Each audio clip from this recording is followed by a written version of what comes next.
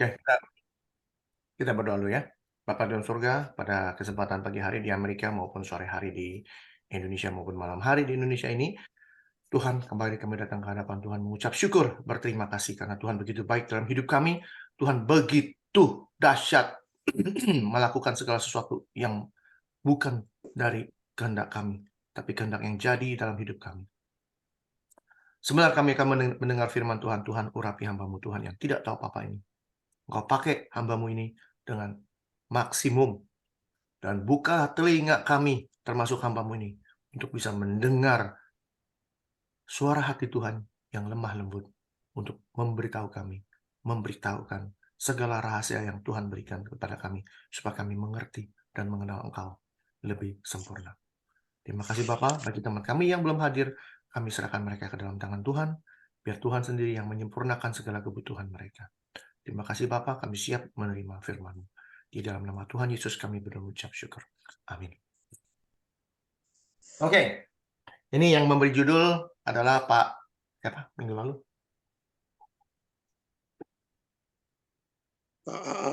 Bukan, Pak Yohanes. Ini apa? Pak Jonathan Agus. Jonathan Agus, ya. Ya, Pak Jonathan Agus, dia memberi judul bagaimana, apa sih yang ditulis Tuhan di atas tanah ini, apa sih? Iya. Sampai hari ini nggak ada yang tahu kan?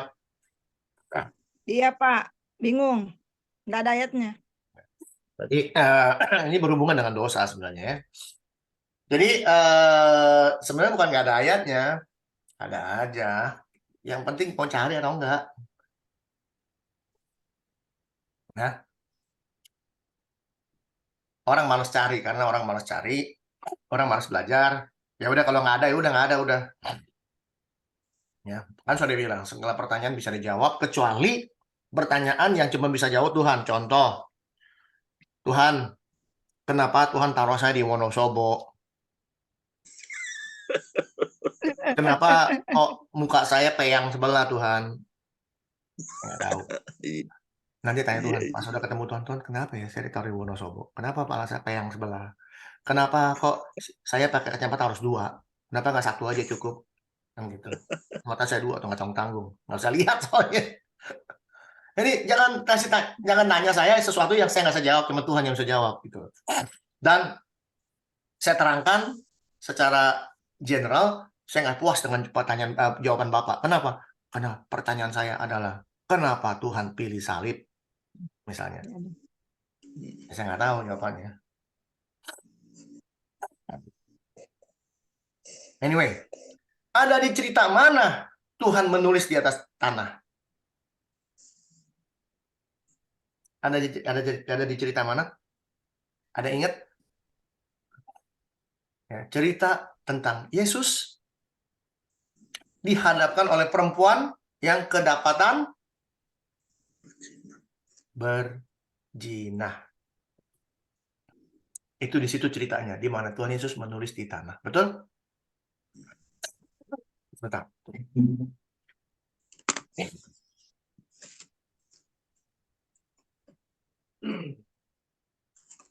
Maaf 1000 maaf.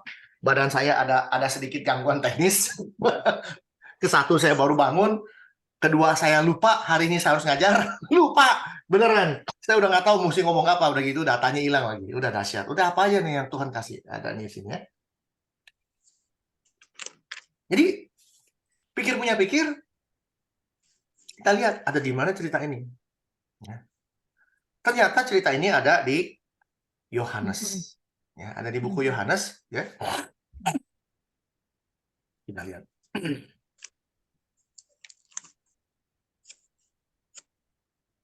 Beneran Bu, saya minta maaf nih. Saya ngomong apa adanya ya. Saya lupa beneran. Lupa apa? Lupa hari ini saya harus ngajar. Lupa. Saya bangun tidur nih berdoa sama Tuhan segala macam udah bikin kopi seperti usual. Kepikir sedikit juga enggak nih mau nge-zoom beneran. Saya pikir hari ini hari Minggu, beneran loh. Astaga. Terus ibu bilang, bahkan ibu nih minta saya linknya Pak, kalau bilang link. Masih belum kepikir hari ini Senin, beneran. Wah, dahsyat Tuhan bangunin saya tepat waktu. Kalau nggak saya bablas. Amin. Saya badan kurang enak semalam, tidur keenakan, beneran. Saya baru bangun, dahsyat ini. Jadi, Tuhan bangunin saya.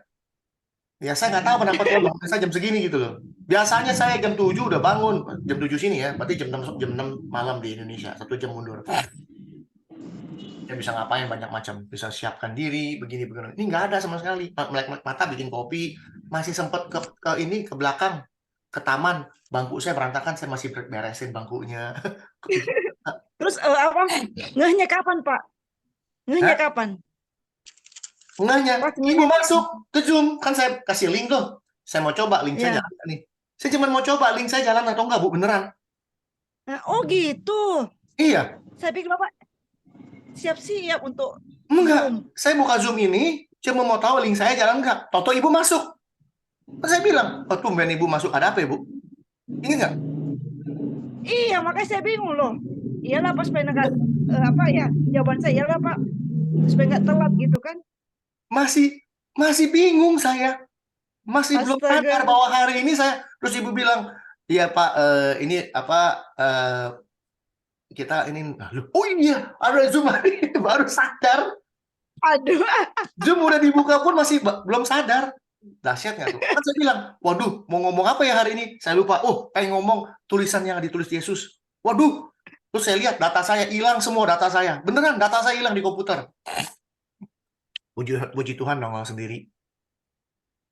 Nongol Amin. datanya. Nah, Luar biasa. Tuhan itu benar baik sama kita, baik sekali. Nah, untuk memberi. Amin. Dia nggak mau sedikit pun iblis mencuri ya. Jadi Yohanes 8 ya. Kita lihat. Ini cerita tentang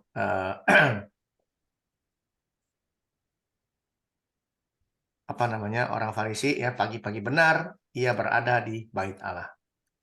Pagi-pagi benar ia berada di bait Allah. Ini catatan, ingat ya. Yesus pagi-pagi ada di bait Allah.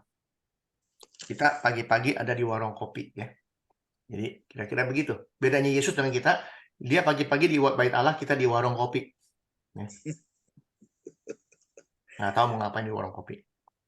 Dan seluruh rakyat datang kepadanya. Tuh bedanya. Dia ada di bait Allah, semua rakyat datang kepadanya. Kita di warung kopi, seluruh rakyat bayar tukang kopi ya. Itu bedanya gitu. Dia duduk dan mengajar mereka. Nah, bedanya juga dengan kita. Kalau Yesus ada di bait Allah ngajar, kalau kita ngopi, ngomong ngalur ngidul ya. Jadi nggak tahu ngomong apa. Maka ahli Taurat dan orang Farisi membawa kepadanya seorang, alias cuma satu orang, perempuan yang kedapatan berbuat zina. Ya, Yesus ada di bait Allah, bukan di warung kopi. Dikasih seorang perempuan yang kedapatan berbuat zina. Mereka menempatkan perempuan itu di tengah-tengah. Baca baik-baik ini. Kebanyakan dari kita bacanya nggak baik, makanya mengartikan segala ayat berantakan. Dan banyak orang saya ajarin untuk baca dengan benar. Tapi ngeyelnya apa? Sayanya katanya keluar konteks, comot ayat, sembarangan ngomong. Saya bingung. Padahal saya ngajarin cara baca yang benar. Kenapa baca harus benar? Ini nggak tahu nih, ini keluar konteks nih. Kenapa baca ayat harus benar? 2000 tahun yang lalu.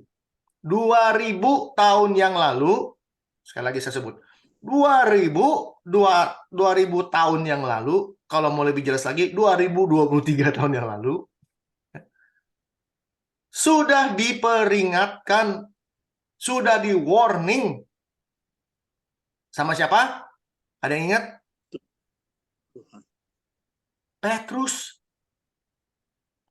Petrus warning. Mau tahu? Kita lihat. Apa warningnya Petrus?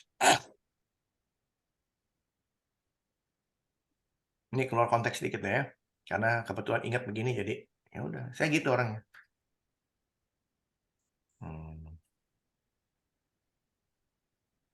2 Petrus.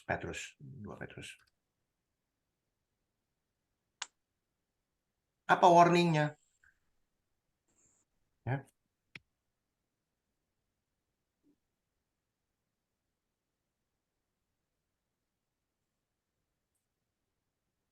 Ada yang bisa bantu saya baca? Ya. Yang saya biruin ini. Waduh, panjang juga nih. Nah, Seperti juga Paulus, saudara kita yang kekasih, telah menulis kepadamu menurut hikmat yang dikaruniakan kepadanya. 16. Hal itu dibuatnya dalam semua suratnya apabila ia berbicara tentang perkara-perkara ini. Dalam surat-suratnya itu ada hal-hal sukar dipahami, sehingga orang-orang yang tidak memahaminya dan yang tidak teguh imannya memutarbalikkannya menjadi kebinasaan mereka sendiri. Sama seperti yang juga mereka buat dengan tulisan-tulisan yang lain. lihat. Paulus nulis buku ada berapa? 13. 13. Dari 13 buku terpecahlah denominasi. Ada pengikut Baptis, ada pengikut Metodis, ada pengikut Pantekosta, ada lagi yang Bethel, ada lagi yang Protestan, Calvin. ada Ada Calvin, yang ada Armenia, ada apa lagi? 45.000, nggak malu-malu. astaga. Kita percaya, kita buktikan. How many denomination in the world, bukan in Indonesia, in the world, di dunia. Ya. You might be surprised. Oh, dia bilang, lu pasti kaget. Ya.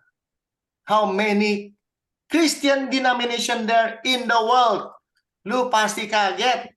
Katanya dia bilang. Ada berapa? There are more than 45,000 Christian denomination. Buset, lebih dari 45.000 katanya. Ini yang tercatat 45.000. Waduh. Banyak kali, Pak. Aku Hah? bilang cuma kayak apa? Ya, paling 1000-an gitu loh. Mhm. Ini 45.000 gila. Nah, ini kemana nih kok? Begini. Ada apa nih? Anyway, 45.000. Ulang. Di Indonesia 326 katanya. Haleluya. Baca baik-baik. Most of ya, ulang lagi biar cepat nih kita. Ya, jadi saya ngomong tuh nggak main-main. Ini studi loh, Nggak main-main, studi ini. Ya, studi ini. Kok nggak mau nih?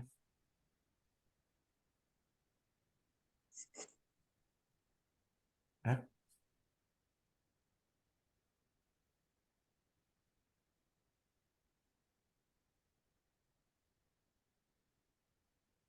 No.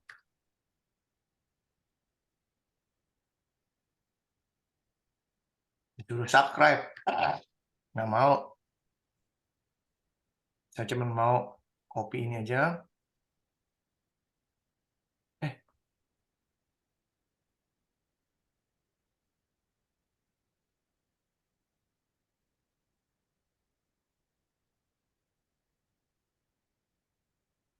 Sebagian besar denominasi muncul setelah Reformasi Protes tahun 1517. Tuh. Siapa yang mulai? Reformis. Kita.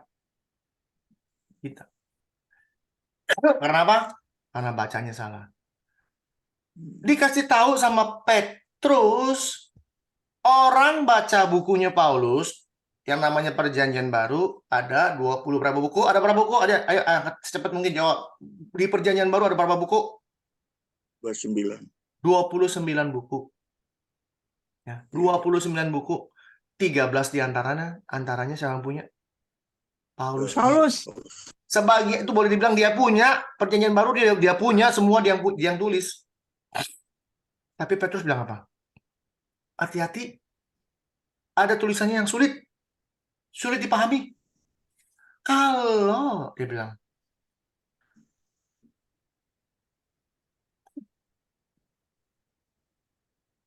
ya, hal itu dibuatnya dalam semua suratnya apabila berbicara tentang perkara ini. Dalam suratnya itu ada hal yang sulit dipahami.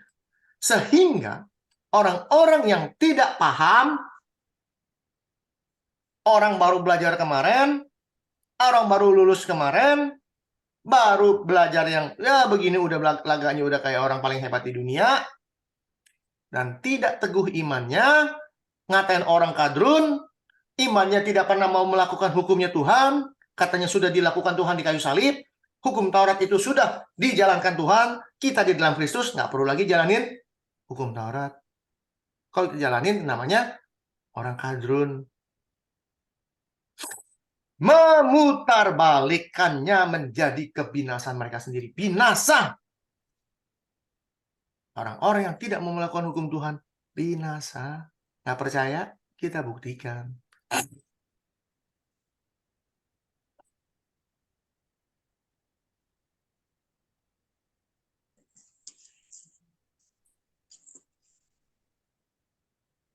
Wahyu. Wahyu adalah satu-satunya buku yang ditulis oleh Yesus Kristus. Satu-satunya buku yang ditulis Kristus. Oh bukan Pak Yohanes, dia cuma tukang tulis, bukan yang nulis. Dia cuma tukang tulis, bedain. Tukang tulis sama yang nulis. Yang nulis itu yang punya. Tukang tulis cuma disuruh yang nulis, tulisin ini, saya yang ngomong. Wahyu. Bapak ngomongnya sembarangan, Bapak. Buktiin. Buktiin semua. Wahyu 1. Kenapa Yohanes nggak berani ngomong? Inilah wahyu dari Yohanes. Nggak pernah. Karena bukan dia punya. Inilah wahyu Yesus Kristus. Karena bukan dia yang tulis. Yesus. Dia cuma tukang tulis. Nih, bukti. Ya. Yesus mengatakan kepada kita, pada kita nih, yang penting di sini adalah ketekunan orang-orang kudus. Orang-orang kudus itu kita, dulu saya berpikir, waduh, santo lah, pendeta, atau ya pokoknya orang suci lah yang nggak melakukan apa-apa. Enggak, kita. Orang kudus itu kita. Kenapa kita dibilang orang kudus?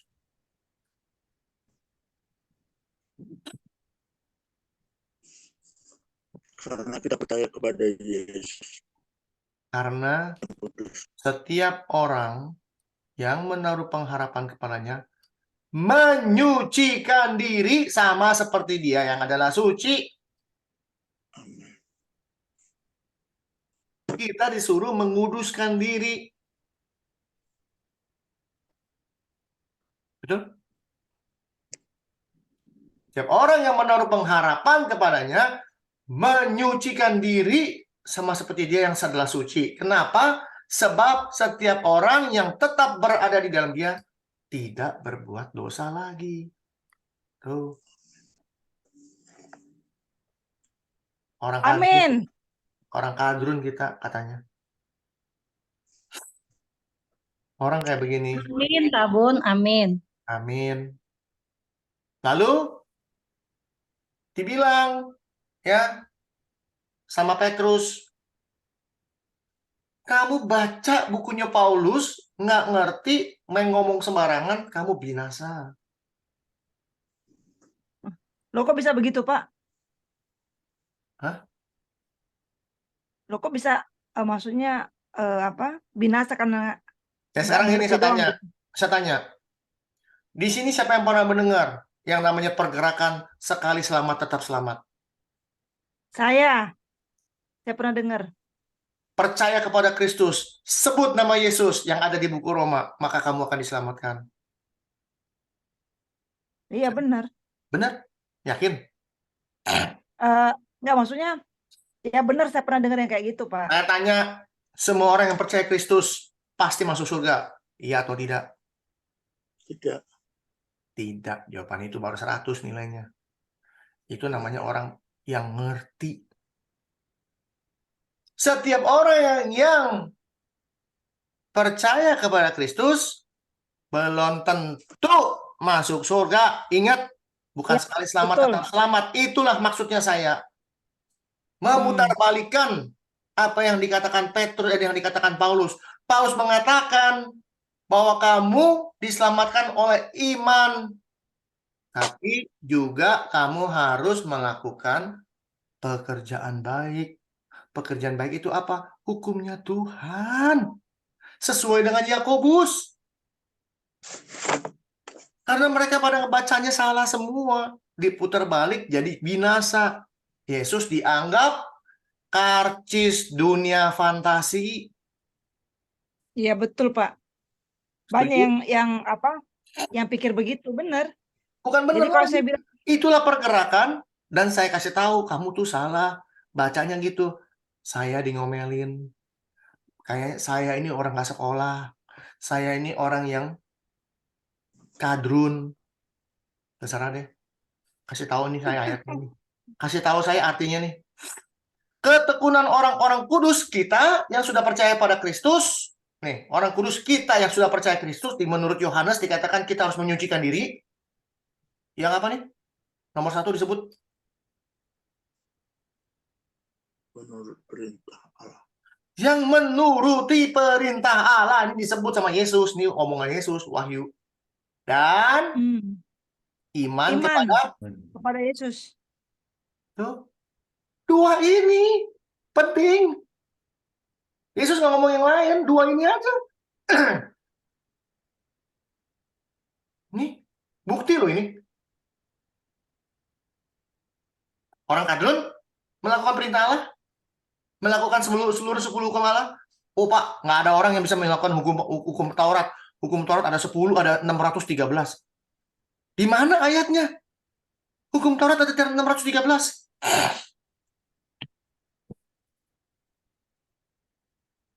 Ada Pak, di ulangan di sini, di sini, di sini, di sini, di sini. Dikumpulin semua jadi satu, jadi 613.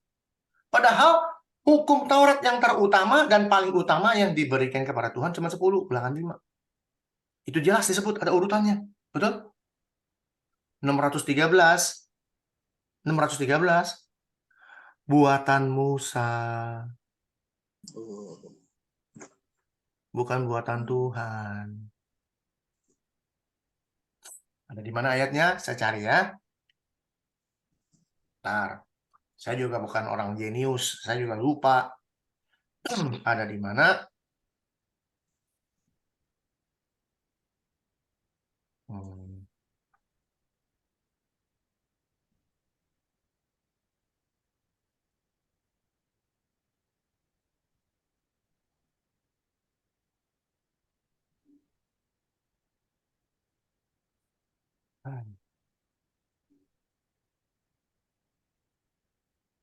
Coba saya lihat di Matius 5 ya.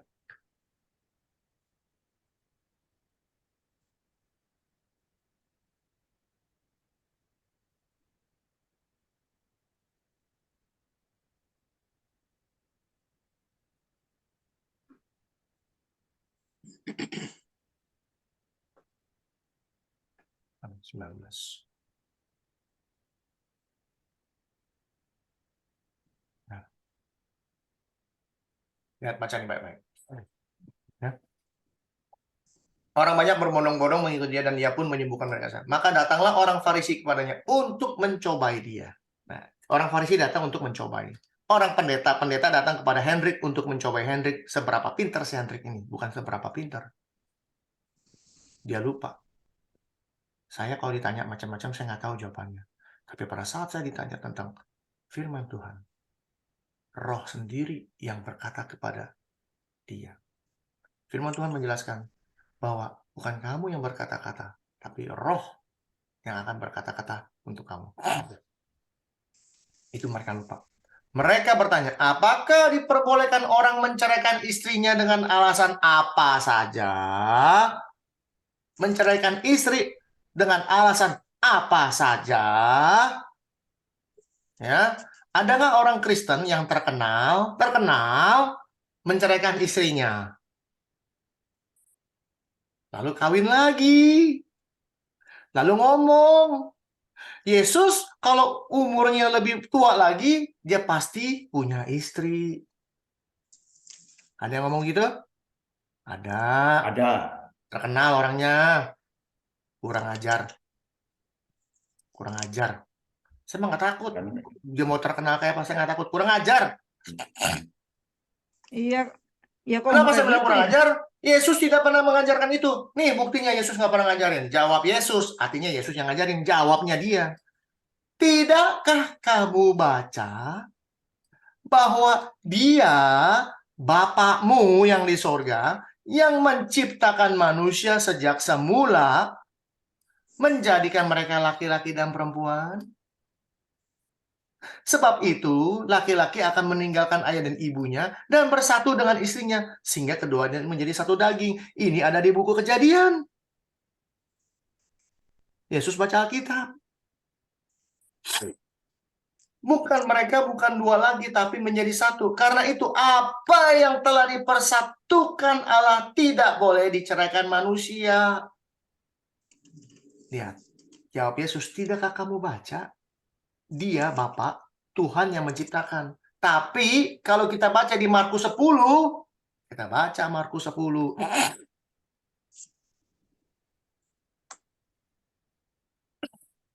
Lihat.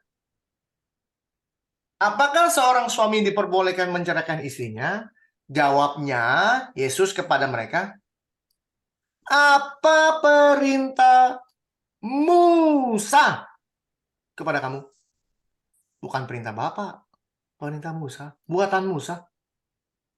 Jawab mereka, Musa memberi izin untuk menceraikan dengan membuat surat cerai. Musa bikin surat cerai. Tuh lihat bedanya. Musa, manusia ini manusia yang bikin. 613, Musa yang bikin.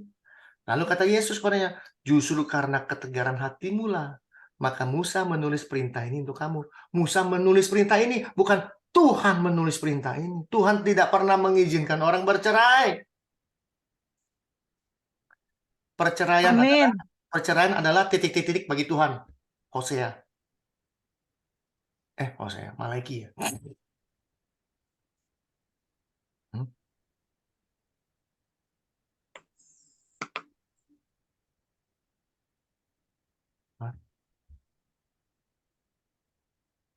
Tuhan membenci perceraian. Ada di mana ayatnya? Ini ingat nih. Sampai mati. Punya istri, bawelnya kayak apa? Punya istri, jeleknya kayak apa? Namanya udah istri, udah tahu jelek, lu kawinin juga. Udah tahu bawel, lu kawinin juga. Jadi kalau sudah jadi punya istri, bapak-bapak, ingat. Ini perlu dicatat. Ya. Tulisan ini ayat ini, taruh di depan pintu kamar utama. Sebelum masuk, baca. Jadi sebelum masuk kamar sama istri, kan istrinya bawel, kan istrinya begini, istrinya begitu, istrinya macam-macam, sebab aku membenci perceraian, kata firman Tuhan. Supaya sadar terus, di WC ditempel, di dapur ditempel, sampai depan rumah pintu pun ditempel. Kalau suami-suami sudah mulai membenci istrinya, tempel ayat ini depan rumah pintu. Jadi sebelum masuk, Tuhan membenci perceraian. Pas masuk istrinya, wah, kamu cantik walaupun bawel.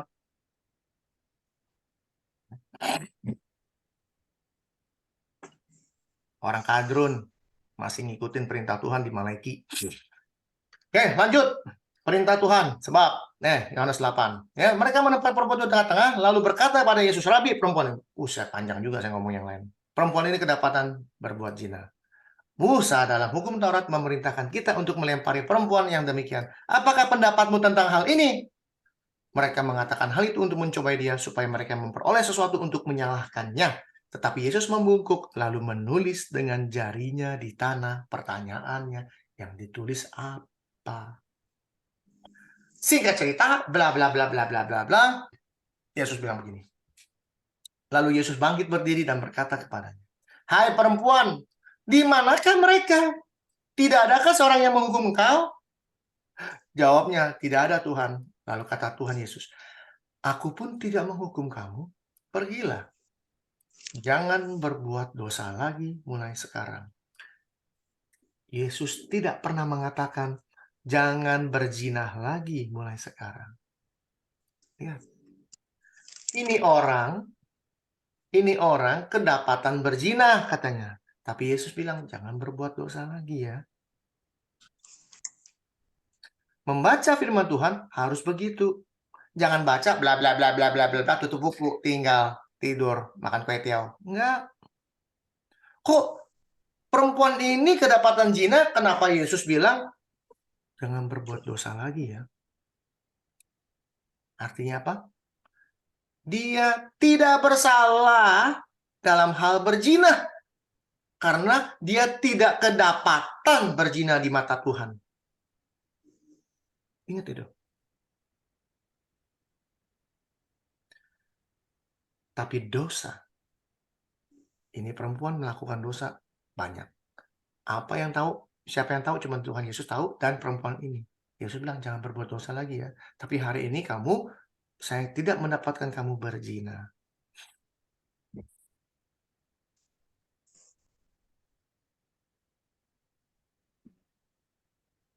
Pertanyaannya, siapa yang salah? Atau siapa yang tidak bersalah? Atau apakah Yesus juga jadi salah? Karena dia tidak menghukum.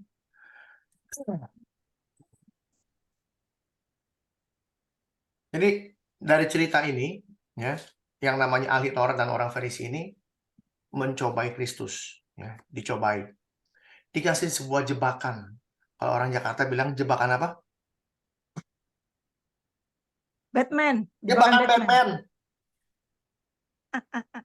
Kenapa ada jebakan Batman? Pada zaman Israel, ya, pada zaman Israel, yang berkuasa itu zamannya Yesus. Yang berkuasa siapa? Orang Bangsa Romawi. yang berkuasa. Hah? Romawi.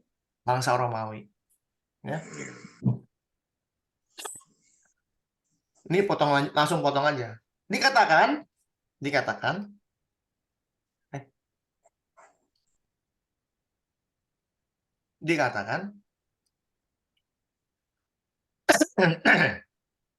Musa menurut hukum Taurat memerintahkan dia melempar perempuan yang demikian. Perempuan yang kedapatan zina harus dilempari batu. Ada di mana ayatnya? Imamat 20 ayat 10. Ingat nih. Ya, kita lihat Imamat 10 ayat 20. Apa betul firman Tuhan ngomong gitu? Imamat apa tadi? Imamat 20, sorry, salah.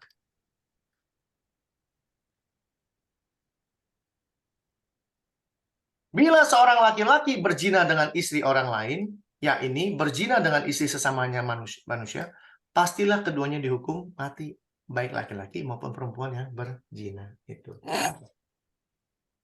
Ini benar. Kalau orang kedapatan zina, dia harus mati, dihukum lempar batu. Pertanyaannya, keduanya dihukum mati. Ini cuma satu. Seorang. Lakinya mana?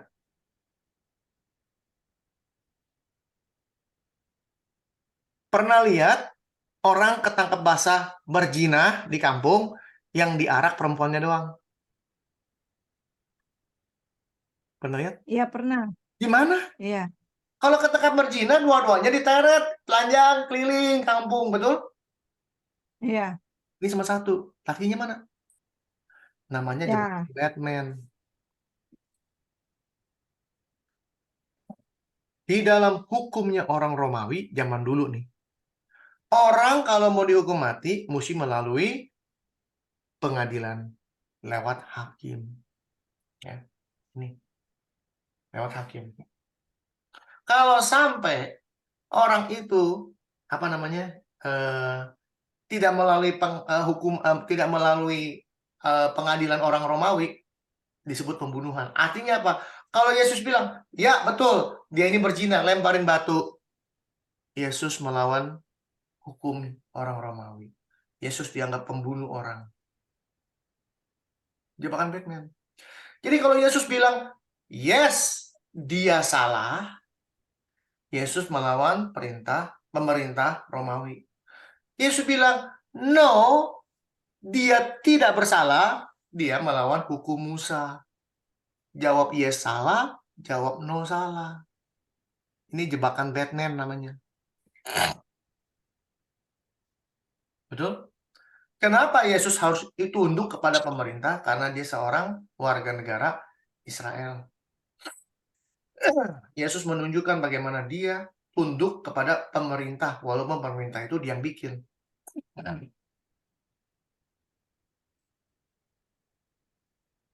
Okay. Juga kalau sampai Kristus bilang, ya ini orang bersalah, udah. Yesus ngajarin belas kasihan, kasih karunia, pengampunan. Jangan khotbah begitu. Tentang kerajaan surga, bagaimana Allah mengasihi dunia, bagaimana. Jadi batal. Perempuan ini di ultimatum sama Kristus, kamu bersalah. Jadi ke depan salah, ke belakang salah, ke kiri salah, ke kanan salah, jawab iya salah, jawab no salah. Jebakan Batman. Betul? Iya, betul. Begitu dahsyatnya manusia zaman dulu, 2000 yang tahun lalu, mencobai Kristus. Apalagi sekarang, kita kalau dicobai, kalau bukan Tuhan sendiri yang turun tangan, kita tidak akan pernah bisa melewati itu. Iya, betul, Pak.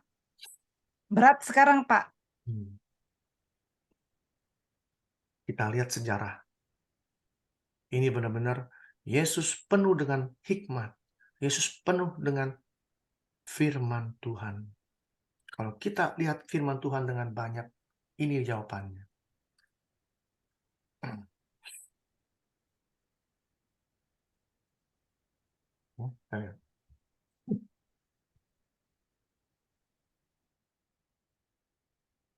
Hukum mengenai perkara cemburuan. Kita lihat ya, baik-baik. Tuhan berfirman kepada Musa, berbicara kepada orang Israel dan katakanlah kepada mereka. Apabila istri seorang berbuat serong dan tidak setia terhadap suaminya, dan laki-laki lain tidur dan bersetubuh dengan perempuan itu, dengan tidak diketahui suaminya, karena tinggal rahasia bahwa perempuan itu mencemarkan dirinya, tidak ada saksi terhadap dia, dia tidak kedapatan. Artinya tidak kedapatan berzina. Dan apabila kemudian roh cemburu menguasai suami itu, ini hati-hati dengan kalimat roh, ya, kita nggak ke sana. Menguasai suamimu itu, sehingga ia menjadi cemburu terhadap istrinya, dan perempuan itu memang telah mencemarkan dirinya, atau apabila roh cemburu menguasai suami itu, sehingga ia menjadi cemburu terhadap istrinya, walaupun perempuan itu tidak mencemarkan dirinya. Artinya apa? Kalau seorang istri serong, suaminya nggak tahu, tapi suami punya perasaan. Kayaknya istri gue lain nih. Kan bisa gitu. Sama istri juga begitu. Kalau istri lebih banyak lagi perasaannya. Kayaknya suami gue lain, sama gue nih pasti serong nih. Walaupun belum tentu. Walaupun belum tentu. Di YouTube saya pernah lihat, ada orang laki-laki disuruh minta maaf di depan publik. Minta maafnya begini. Nama saya Hendrik. Saya mau meminta maaf kepada semua teman-teman saya dan kepada orang-orang yang membaca YouTube ini. Kenapa? Saya kedapatan berzina di dalam mimpi istri saya. Istrinya mimpi, suaminya berzina katanya. Suruh minta maaf. Suaminya bingung. Lu mimpi gue berzina. Padahal saya tidak pernah berzina. Tapi mimpinya istrinya berzina. Dia minta maaf. Jadi saya minta maaf untuk mimpinya istri saya. Konyol kan? Perempuan gitu. Mimpi dia bawa-bawa bener-bener. Jadi ada dua kemungkinan. Kalau istrinya tidak berzina atau istrinya berzina. Dua-duanya nggak ketahuan. Tapi roh cemburu alias ada perasaan cemburu. Maka saya bilang roh hati-hati. Perasaan cemburu keluar di suaminya. Apa yang harus dilakukan? Ini jawabannya. Maka haruslah orang itu atau suaminya itu membawa istrinya kepada imam. Nomor 1. Catatan. Imam. Harus dibawa kepada imam. Dan orang itu harus membawa persembahan karena perempuan itu sebanyak 1/10 eva tepung jelai. Yang ke atasnya tidak dituangkan minyak, yang tidak dibubuhinya kemenyan. Karena korban itu adalah korban sajian cemburuan. Jadi orang cemburu bawa perempuan ini atau istrinya ke imam. Imam itu nongkrongnya di mana? Di gereja. Bait Allah. Lihat perbandingannya. Pagi-pagi benar, ia berada di bait Allah. Kristus adalah imam yang maha tinggi. Setuju? Kristus adalah imam yang maha tinggi. Ini cerita mirip.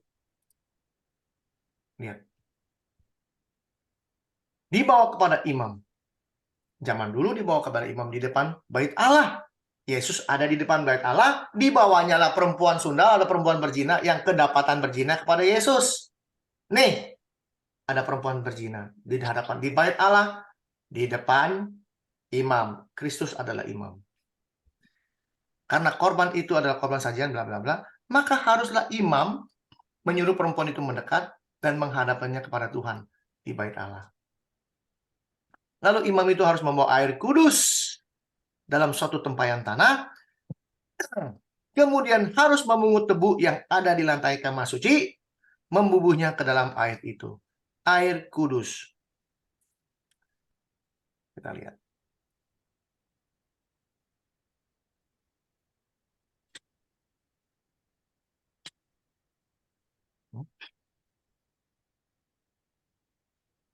Ya.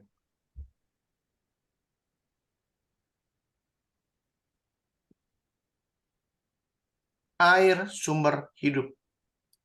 Ini ayat sebelumnya. Jadi Yesus sebelum ada di bait suci, Yesus ngajar tentang air hidup, betul?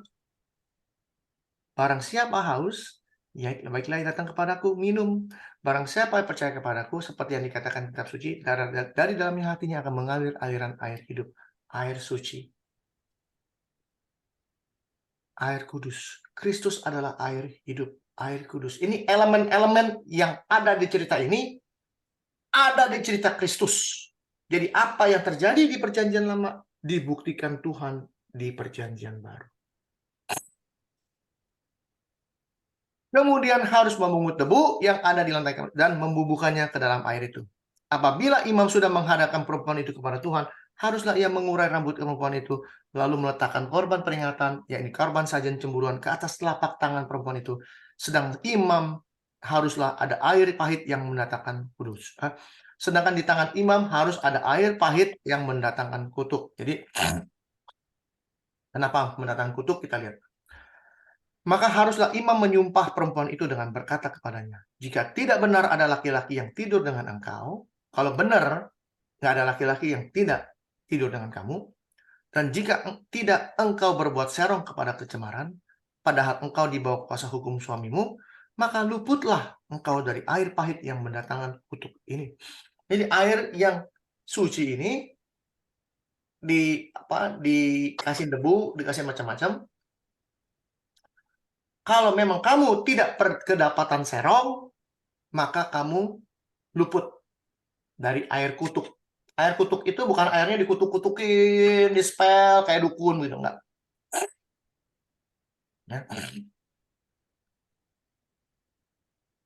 Tetapi jika padahal engkau di bawah kuasa suami berbuat serong, oleh karena orang lain dari suami sendiri bersetubuh dengan engkau, dalam hal ini imam menyumpah perempuan itu dengan sumpah kutuk, dan haruslah imam berkata kepada perempuan itu, maka Tuhan kiranya membuat engkau menjadi sumpah kutuk di tengah-tengah bangsamu dengan mengempiskan pahamu dan mengembungkan perutmu. Sebab air yang mendatangkan kutuk ini akan masuk ke dalam tubuhmu untuk mengembungkan perutmu dan mengempiskan pahamu. Jadi artinya kalau air ini diminum, kalau perempuannya tidak, dibilang apa tadi? Pahanya kempes, perutnya gendut, kembung. Jadi kalau perutnya tiba-tiba kembung, pahanya tiba-tiba kempes, berarti perempuan ini ketahuan berzina. Maka disumpahin. Ya. Ini ceritanya. Tapi kalau tidak terjadi apa-apa, perempuan ini tidak serong. Perempuan ini suci. Lalu imam itu harus menuliskan kutuk itu pada selai kertas dan menghapusnya dengan air pahit itu. Ditulis. Harus ada yang ditulis. Ya, selai kertas. Tuhan di situ tidak ada kertas, tapi dia tulis di atas tanah. Tanah. Betul? Dan ia harus memberi perempuan itu minum air pahit yang mendatangkan kutuk itu. Dan air itu akan masuk ke dalam badannya dan menyebabkan sakit yang pedih. Maka imam harus mengambil korban sajian dari tangan perempuan itu, lalu mengunjukkannya ke dalam Tuhan dan membawanya ke mezbah. Sesudah itu imam harus mengambil segenggam dari korban sajian itu sebagai bagian ingatan dan membakarnya di atas mezbah, kemudian memberi perempuan itu minum. Setelah terjadi demikian, apabila perempuan itu memang mencemarkan dirinya dan berubah setia, air yang dimenangkan sumpah serapah itu akan masuk ke dalam badannya dan menyebabkan sakit yang pedih, perutnya kembung, pahanya kempes. Perempuan itu menjadi sumpah kutuk di antara bangsanya. Apabila perempuan itu tidak mencemarkan dirinya, melainkan ia suci, maka ia akan bebas dan dapat beranak. Itulah hukumnya. Jadi di sini ada elemen-elemen tanah, tulisan, imam, dan gereja. Dan orang kedapatan berzina. Ini semua elemen ada di sini. Dan ini terjadi di perjanjian baru, di Yohanes 8. Dan elemen-elemen itu sudah menjadi lambang semua yang ada di dalam cerita ini. Ya. Yohanes 8. Pertanyaannya, yang ditulis apa sih? Betul? Ya betul. Lalu, apa kata Yesus yang paling penting setelah dia menulis? Ya. Lalu Yesus membukukan menulis dengan jarinya di tanah. Jadi ada debu, ada tanah, ada tulisan, ada imam, ada air. Yesus sendiri adalah airnya. Ya. Ini yang menjadi kuncinya. Dan ketika mereka terus-menerus bertanya pada, ia pun bangkit dan berdiri lalu berkata kepada mereka, barang siapa di antara kamu tidak berdosa, hendaklah ia pertama melempar batu kepada perempuan itu. Lalu ia membungkuk pula dan menulis kembali di tanah. Betul? Ya betul. Apa yang dia tulis? Ya. Mereka nggak mau lemparin batu. Mereka maunya itu Yesus menghukum perempuan ini. Kalau Yesus menghukum perempuan ini, Yesus langsung masuk ke dalam penjara orang Romawi. Jadi Yesus terus dituduh.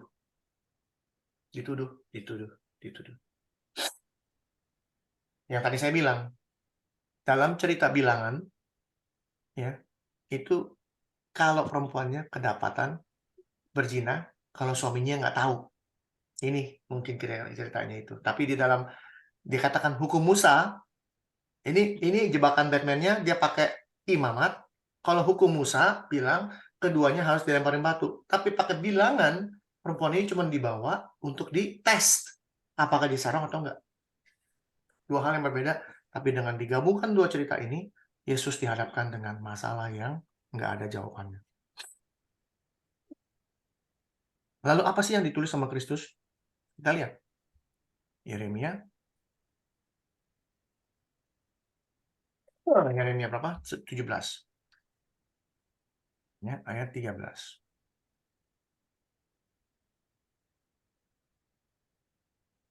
Ya, pengharapan Israel Tuhan. Semua orang yang meninggalkan engkau akan menjadi malu.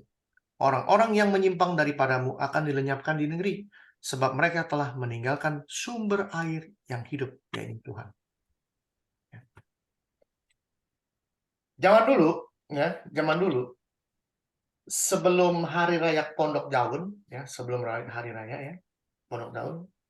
Sebelum hari Pondok Daun itu ada hari raya namanya hari raya pendamaian atau atonement, ya. Kita lihat. Yesus pergi ke Yerusalem untuk merayakan hari Pondok Daun. Ini sebelum terjadi cerita ini, ada hari raya namanya hari raya Pondok Daun. Ini Yohanes 7.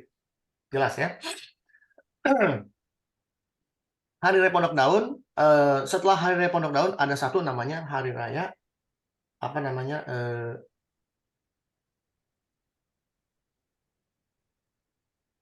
Sebentar. Pada hari di mana Tuhan Yesus dihadapkan itu adalah ada hari di mana hari Pondok Daun sebelumnya. Tapi sebelumnya itu ada lagi hari raya pendamaian, di mana kita bisa lihat di Imamatnya. Coba kita lihat. Hari-hari raya. Ini kalau mau tahu hari-hari raya orang Israel tuh ada di sini. Ini kita lihat lagi langsung.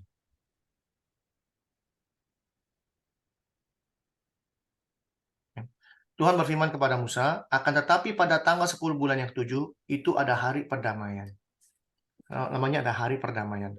Kamu harus mengadakan pertemuan kudus dan harus merendahkan diri dengan berpuasa dan mempersembahkan korban api-apian kepada Tuhan. Jadi sebelum ada hari raya Pondok Daun, harus ada hari perdamaian. Ya. Lihat nih.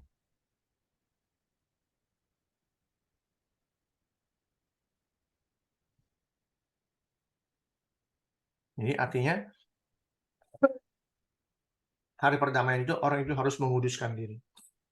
Nah, seperti kebiasaan orang Israel, ya, hari perdamaian itu orang Israel itu harus di sana ada sebuah kolam, ya, ada sebuah kolam di mana para imam itu mencelupkan diri. Saya nggak tahu berapa kali jumlahnya. Ada yang bilang 11 kali. Mereka dengan mencelupkan diri 11 kali untuk menyucikan diri mereka. Artinya mereka menyucikan diri, ya, mengakui dosa mereka, lalu keluar. Jadi pada saat itu orang-orang Farisi, ahli Taurat dan sebagainya itu melakukan ritual itu. Hari perdamaian. Namanya hari perdamaian. Dan mereka benar-benar lakukan sebelum hari raya Pondok Daun. Itu ya, di Imamat tadi. Dan Yohanes 7 mengatakan, kita bicara Yohanes 8.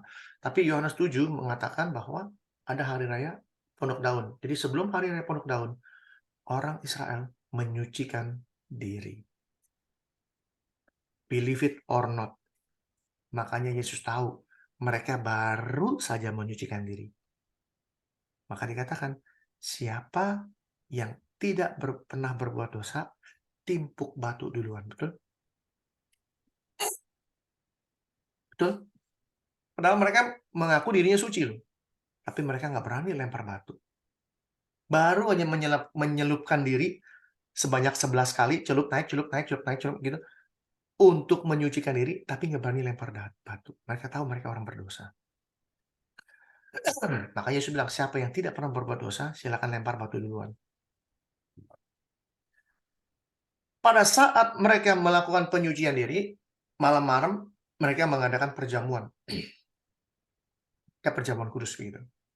Di dalam perjamuan itu, mereka harus menyebut ini. Ya pengharapan Israel Tuhan, semua orang yang meninggalkan engkau menjadi malu, orang yang menyimpang daripadamu akan dilenyapkan di negeri, sebab mereka telah meninggalkan sumber air. Ini harus disebut pada saat mereka ada perjamuan. Jadi mereka rame-rame menyebut kalimat ini. Ya pengharapan Israel Tuhan, rame-rame menyebut kalimat ini. Yeremia 17 ayat 13 ini disebut sebelum mereka mengadakan perjamuan. Ya. Mereka bersuka cita karena Tuhan menyucikan mereka. Tuhan menerima pengorbanan mereka, menerima korban-korban, dan semua dosa sudah diampuni. Gitu loh. Diundur, bukan diampuni, diundur selama setahun sampai tahun depan ada hari raya perdamaian. Jadi orang yang sudah berdosa selama setahun nyelep lagi, minta ampun sama Tuhan. Jadi begitu dirayakan setiap tahun sampai detik hari ini. Ya. Jadi di akhir perjamuan kudus, perjamuan itu mereka menyebut kalimat ini. Yang orang tidak pernah mau belajar. Ini katanya kok apa urusannya dengan apa yang ditulis Tuhan? Ya pengharapan Israel, Tuhan, semua orang yang meninggalkan engkau akan menjadi malu. Orang yang menyimpang daripadamu akan dilenyapkan di negeri. Sebab mereka telah meninggalkan sumber air yang hidup, yakni Tuhan. Kalau kita baca bahasa Inggrisnya, kita lihat.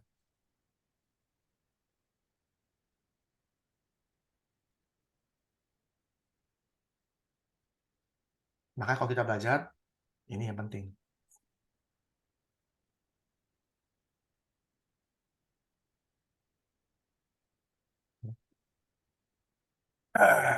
Ada di buku Yeremia. Bentar lagi kita selesai ya. Tujuannya kan mau ngasih tahu doang. Kita lihat. Ayat 13. Oh Lord, the hope of Israel. Ya Tuhan, pengharapan Israel. Sama. All who forsake you shall be ashamed. Semua orang yang meninggalkan engkau akan menjadi malu. Benar, sama. Semua yang meninggalkan kamu akan menjadi malu. Meninggalkan kamu menjadi malu. Those who depart from me shall be written in the earth. Orang-orang yang meninggalkan engkau akan tertulis di dalam tanah. Those who depart from me, nih ya, kalau kita pakai Google Translate, arti sebenarnya adalah mereka yang meninggalkan aku akan tertulis di bumi. Tuh.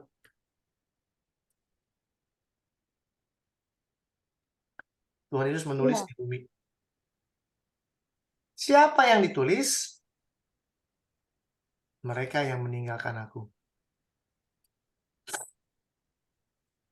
Because they have forsaken the Lord, the fountain of the living waters. Jadi, karena apa? Kenapa mereka meninggalkan aku? Karena mereka telah meninggalkan Tuhan, sumber air kehidupan. Jadi, pada saat Tuhan menulis di tanah, dia menulis Yeremia 17 ayat 13. Itu yang dia tulis.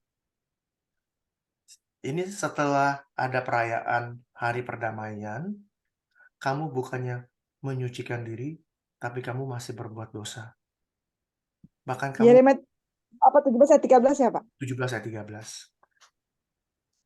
Bukannya kamu setelah menyucikan diri hidup benar, kudus, ya, tapi kamu melakukan dosa lagi. Pada saat kamu selesai, besokannya kamu berbuat dosa lagi. Bahkan kamu membawa saya seorang kedapatan zina yang bukan berzina.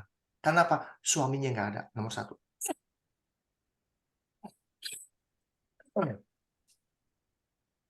Ya. Makanya Yesus tahu, ini orang-orang berdosa semua. Maka Yesus menulis di tanah, mereka yang meninggalkan aku. Ya. Mereka yang meninggalkan aku. Ya. Karena mereka meninggalkan aku, namanya akan tertulis di bumi. Those who depart from me shall be written in the earth. Makanya bahasa Indonesia ini, kalau bisa ditulis dalam bahasa Indonesia yang baik, yang benar, semua orang yang meninggalkan engkau akan tertulis namanya di bumi. Jadi jelas, apa yang Tuhan tulis, yaitu ini. Dia meninggalkan sumber air hidup. Satu-satu meninggalkan Tuhan, betul? Dari yang besar sampai yang kecil, ditulis. Iya, betul. Tetapi setelah mereka mendengar perkataan itu, pergilah mereka seorang demi seorang. Mulai dari yang tertua, akhirnya tinggal lagi seorang diri dengan perempuan itu di tempatnya. Betul? Tidak ada saksi. Mana saksi? Bahwa perempuan itu kedapatan, apa namanya, cuman dibawa, ini berzina. Tidak ada saksi, juga tidak ada laki-laki yang tidak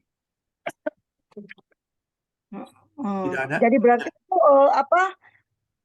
belum tentu dia berzina ya, Pak, berarti. Iya dong. Namanya dicobain. Bisa juga perempuan ini dibayar. Bisa jadi. Kan untuk mencobai.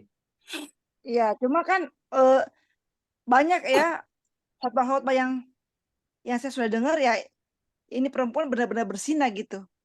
Jadi langsung ditangkap gitu. Kita lihat. Menurut khotbah-khotbah yang saya dengar. Ya, Itu karena belum belajar sama Pak Hendrik itu. Kan, lihat Ulangan 20, bukan gitu. Belajar yang benar lah di Alkitab, bukan dari saya. Ya, lihat. Apabila seorang kedapatan tidur dengan seorang perempuan yang bersuami, maka harusnya keduanya dibunuh mati. Laki-laki yang telah tidur dengan perempuan itu dan perempuan itu juga, demikianlah harus kau hapuskan orang jahat dari antara orang Israel. Apabila ada seorang gadis yang masih perawan dan sudah bertunangan, jika seorang laki-laki bertemu dengan dia di kota dan tidur dengan dia, maka haruslah mereka keduanya kamu bawa keluar ke pintu gerbang kota dan kamu lempari dengan batu sehingga mati. Gadis itu karena walaupun di kota ia tidak berteriak-teriak dan laki-laki itu karena ia telah memperkosa istri sesamanya manusia. Demikianlah harusnya kau hapuskan jahat. Jadi kalau ada gadis, ya, ada gadis lalu tidur dengan laki-laki, bilangnya diperkosa, padahal kamu nggak teriak, berarti kamu juga mau. Ini peraturan mereka, ini hukum Taurat. Ya. Oh begitu ya. Kalau di Jadi padang kalau laki-laki, misalnya dia diperkosa, dia nggak dihukum mati ya Pak berarti? tergantung kalau diperkosa, lihat nih. Tapi jikalau di padang laki-laki bertemu dengan gadis yang telah bertunangan itu, memaksa gadis itu tidur dengan dia, maka hanyalah laki-laki yang tidur dengan gadis itu yang harus mati. Tetapi gadis itu janganlah kau apa-apakan. Kenapa? Karena gadis itu tidak ada dosanya yang sepadan dengan hukuman mati. Sebab perkara ini sama dengan perkara seorang yang menyerang sesamanya manusia. Sebab laki-laki itu bertemu dengan dia di padang, walaupun gadis yang bertunangan itu berteriak-teriak. Ini kalimat berteriak-teriak. Jadi waktu diperkosa dia udah teriak-teriak, dia nggak mau, tapi diperkosa juga. Perempuan itu bebas dari hukuman mati. Tapi yang di atas, gadis itu tidak berteriak sama sekali. Dua-duanya dihukum mati. Ya mungkin diancam kali ya Pak. Enggak. Oh, mau diancam gimana pun tetap bisa ada pemberontakan. Tapi perempuan ini dikatakan di atas tidak melakukan apa-apa, jadi ya pasrah. Berarti apa? Enak. Sama-sama mau artinya. Dan tidak ada orang yang menolongnya. Dua-duanya dihukum mati. Dan apabila seorang bertemu dengan seorang gadis yang masih perawan dan belum bertunangan, memaksa gadis itu tidur, dan keduanya kedapatan, ya, dua-duanya kedapatan, maka harus laki-laki yang sudah tidur dengan gadis itu diberikan 50 shikal perak kepada gadis itu, dan gadis itu berusaha menjadi istrinya. Sebab laki memperkosa dia. Selama hidupnya tidak boleh lagi laki menyuruh dia pergi. Artinya apa? Kalau dua-duanya ketangkep basah, gadis itu masih perawan, dijadiin istri. Ya, seorang laki-laki janganlah mengambil istri ayahnya dan jangan menyingkapkan puncak kain ayahnya. Jadi semua yang ada di Tauratnya Tuhan, Yesus buktikan. Dari imam air, dia adalah air hidup. Dia sebutkan dia sebelumnya bahwa dia adalah air hidup. Dia adalah seorang imam yang maha tinggi dan dia ada di bait Allah, dan perempuan dibawa ke dia untuk dikasih tahu bahwa ini berzina. Dikasih pertanyaan yang jebakan Batman. Kalau bukan Tuhan yang menjawab, tidak satu orang pun yang bisa menjawab. Maka Tuhan bilang, Tuhan tidak mengatakan, ya kamu salah. Tuhan tidak mengatakan, kamu tidak bersalah. Tapi dikatakan, siapa yang tidak berdosa? Karena apa? Kalian semua yang ada di sini, baru aja bertobat. Baru aja celupin badan 11 kali air. Belum. Keluar merasa suci, keluar merasa ngambang di atas tanah. Lalu mengadakan pesta perjamuan dan berkata, dia yang meninggalkan air hidup itu akan ditulis tanah, namanya di tanah. Ditulis Yesus di atas tanah. Yeremia 17 ayat 13 ditulis. Saya buktikan kepada kamu, satu persatu akan meninggalkan aku. Beneran ditinggal satu persatu. Kenapa? Karena mereka semua berdosa. Karena meninggalkan air yang hidup. Dibuktikan Tuhan. Yeremia 17:13 yang dirayakan setiap tahun oleh bangsa Israel. Dibuktikan Tuhan. Bilangan maka tadi bilangan 5 itu dibuktikan Tuhan.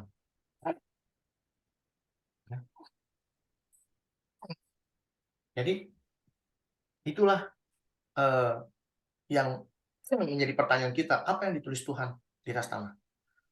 Yaitu orang-orang yang meninggalkan dia.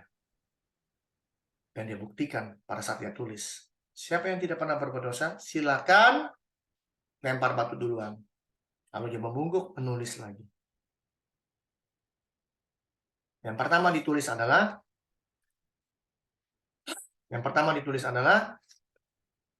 Oh Lord, the hope of Israel. Pertama yang disebut. Oh Tuhan, Bapakku di surga. Pengharapan Israel, itu yang ditulis. Bangkit. Yang belum pernah berbuat dosa, silakan lempar. Dia turun, dia tulis lagi. Semua orang yang meninggalkan engkau akan menjadi malu. Kenapa? Disebut. Kalau yang belum pernah berbuat dosa, silakan lempar. Malu. Mereka mau orang berdosa, padahal mereka orang berdosa. Malu. All who shall be ashamed. Kan malah jadi malu.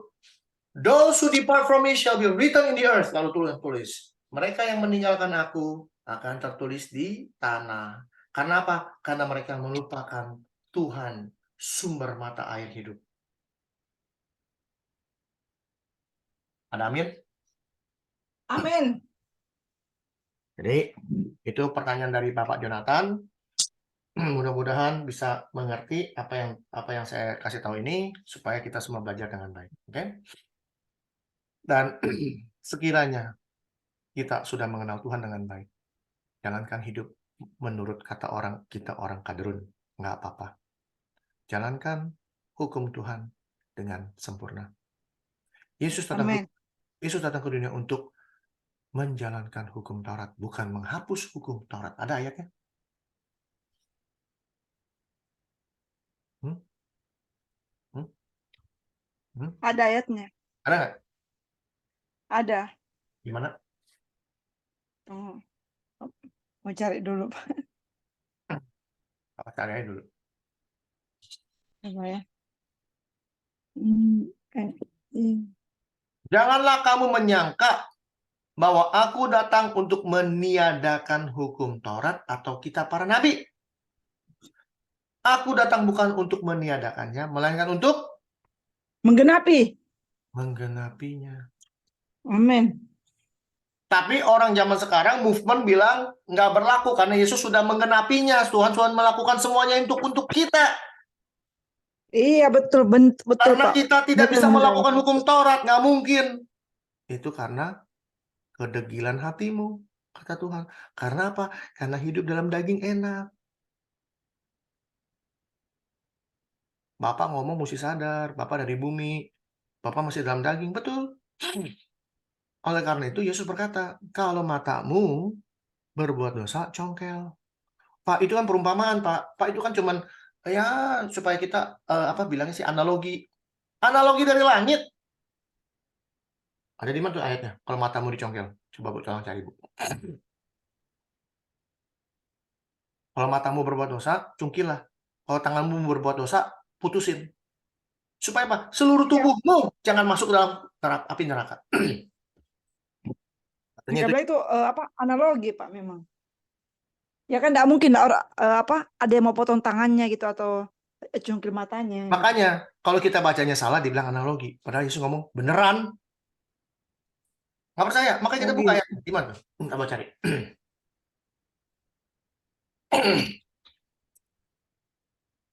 Gimana?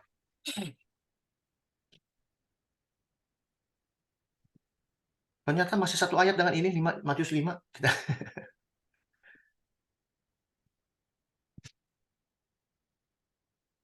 Maka, lihat ya, jika matamu yang kanan menyesatkan engkau, cungkilah dan buanglah itu. Karena lebih baik bagimu jika satu dari anggota tubuh binasa atau matamu buta sebelah, daripada tubuhmu dengan utuh dicampakkan ke dalam neraka.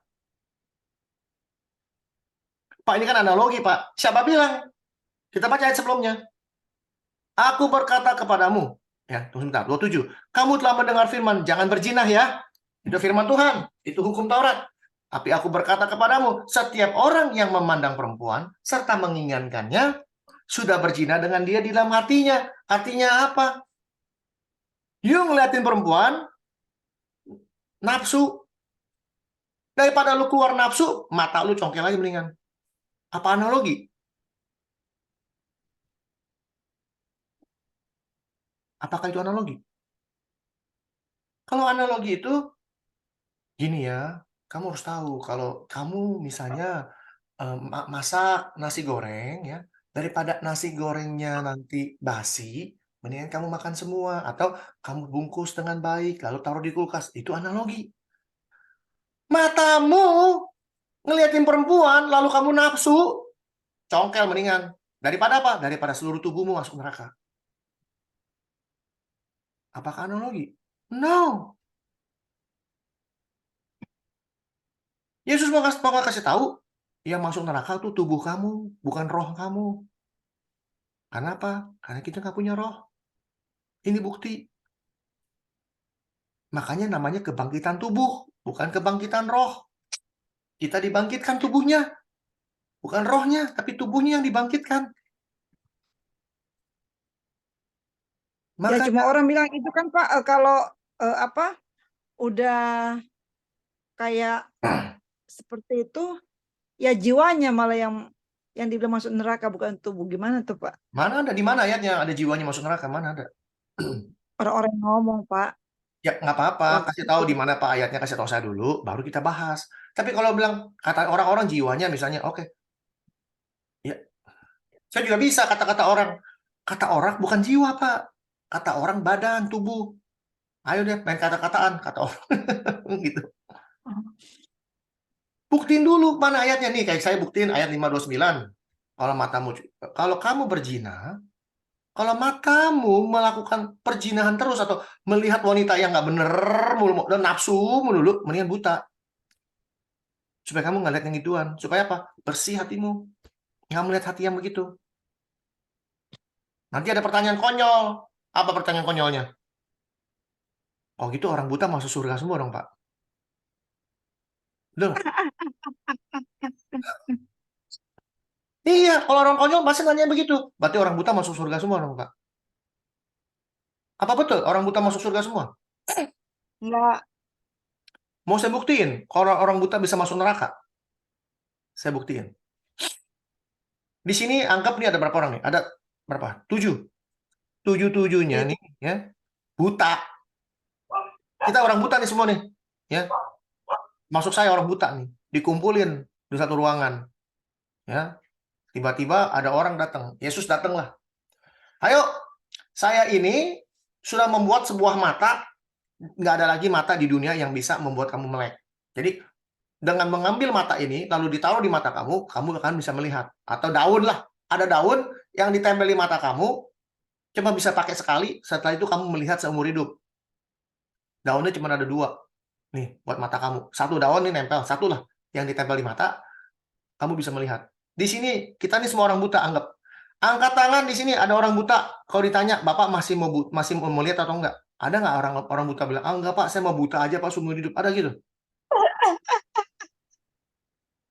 Semua orang buta mau lihat, betul? Iya.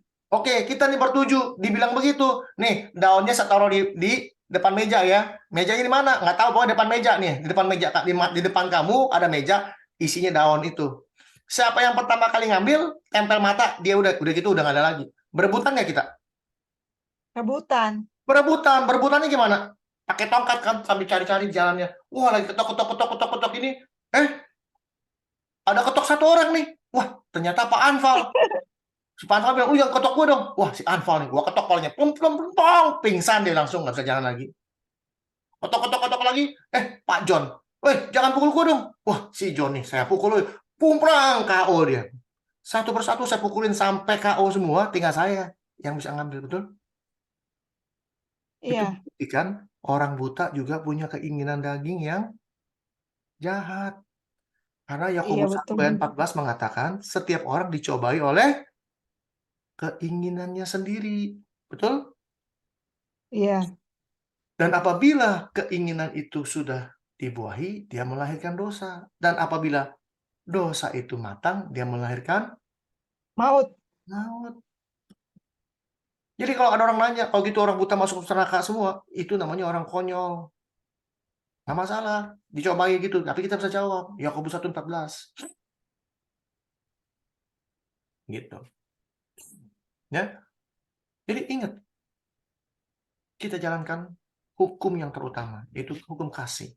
Kasihlah Tuhan Allahmu, dan kasihlah sesamamu manusia. Dari kedua hukum ini, tergantung seluruh hukum Taurat dan kitab para nabi dan mazmur.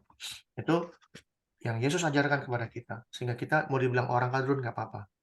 Tapi kita menjalankan apa yang diperintahkan Tuhan. Dari mula, perintah.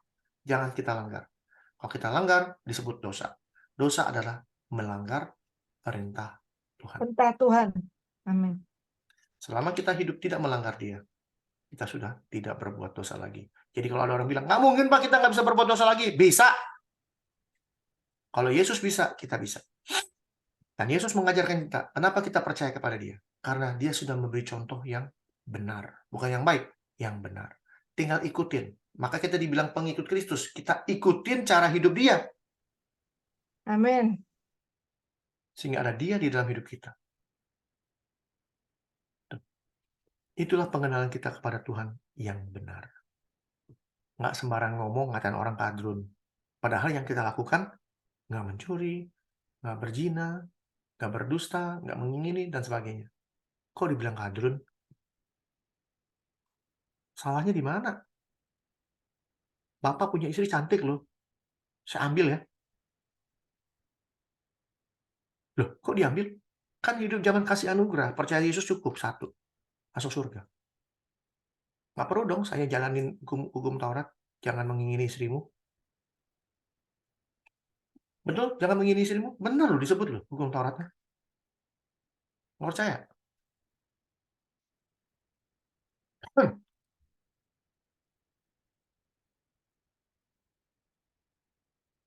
Jangan mengingini istri sesamamu itu disebut loh. Bukan jangan mengingini suami. Mengingini istri. Jangan menghasratkan rumahnya, ladangnya, hambanya, kambingnya, lembunya. Ini sering saya ngomong nggak? Nih. Ini saya sering ngomong. Kenapa saya sering ngomong? Karena Paulus yang ngajarin. Paulus bilang, saya nggak tahu artinya mengingini itu dosa. Ternyata mengingini istri orang dulu saya pikir nggak dosa. Dia nggak ngerti. Jadi kalau saya ambil istri orang, saya nggak berdosa. Tapi hukum Taurat diberikan kepada Tuhan, kepada kita, baru tahu ternyata mengingini istrinya sedosa. Ternyata hukum Taurat datang, dosa berkembang. Berkembang sebanyak-banyaknya. Hidup dia seperti disiramin air. Dosa itu hidup. Ada hukum Taurat, dosanya hidup. Kalau hukum Taurat nggak ada, dosa nggak bisa ngapa-ngapain. Dia diem aja. Karena apa? Karena orang nggak tahu kalau itu dosa. Tapi hukum Taurat datang, dosanya berkembang. Berbunga dia. Kenapa? Ternyata bukan istri doang. Mengingini rumahnya juga salah. Mengingini hambanya laki-laki, hambanya perempuan, anaknya, kambing, dombanya semua diinginin. Dosa berkembang. Banyak orang nggak ngerti baca ginian. Karena bacanya salah, yang membinasakan hidup mereka. 1 Petrus 3 ayat 14 dan 15. Oke, akhir kata, jadilah pengikut Kristus yang setia, jadilah pengikut Kristus yang benar, yang meninggalkan segala dosa. Dan kita hidup menyucikan diri. Karena kita ada di dalam Dia. Tuhan memberkati, kita berdoa. Bapa dalam surga, terima kasih atas firman yang Tuhan berikan kepada kami. Walaupun panjang, tapi kami tahu. Kami sangat-sangat terberkati mengenai firman. Amin. Kami semakin hari semakin mengenal Tuhan. Mengenal siapa Engkau dengan benar. Biar hidup kami dipersembahkan oleh Tuhan. Karena persembahan yang kudus yang tak bercacat celah itu adalah tubuh kami. Biar Tuhan pimpin kami. Bila roh yang menyala-nyala dalam hidup kami terus berkata-kata. Bukan kami yang berkata-kata. Bukan kami yang melakukan kehendak kami. Tapi kehendak Bapa di surga lah yang akan kami lakukan. Sama seperti Kristus yang turun dari surga. Yang melakukan seluruh kehendak Bapa. Demikian pula kami menjadi kewajiban kami untuk melakukan segala sesuatu yang Kristus lakukan di bumi ini. Sehingga kami menjadi wakil-wakil Kristus. Menjadi reflektor-reflektor Kristus di dalam dunia yang gelap ini. Terima kasih Bapak. Kami serahkan hidup kami ke dalam tangan Tuhan sampai Tuhan Yesus datang kembali kedua kali. Di dalam nama Tuhan Yesus kami berdoa mengucap syukur. Amin. Amin. Oke, thank Ya. you.